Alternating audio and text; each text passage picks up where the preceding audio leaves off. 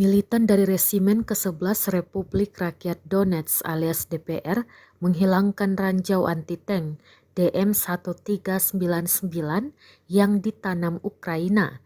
Rekaman pembersihan ranjau dirilis di Telegram resmi militan DPR pada Sabtu 1 Oktober 2022. Dalam keterangan unggahan disebutkan, Angkatan Bersenjata Ukraina menggunakan sistem roket peluncuran ganda Mars 2 melakukan penambangan jarak jauh di sektor swasta di utara Donetsk dengan ranjau anti-tank DM1399 Jerman dengan scaring magnet. Ranjau ini disebut berbahaya bagi warga sipil karena dapat bekerja bahkan dengan sedikit logam. Pembersihan ranjau diklaim berjalan lancar.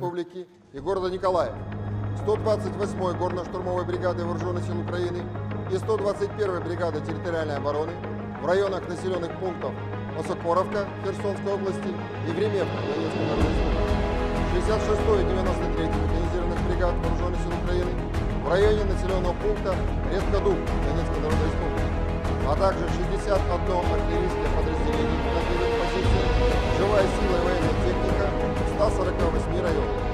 Уничтожено 6 складов ракетно-артиллерийского вооружения и боеприпасов в районах населенных пунктов Маяки Донецкой Народной Республики, Лежина Запорожской области.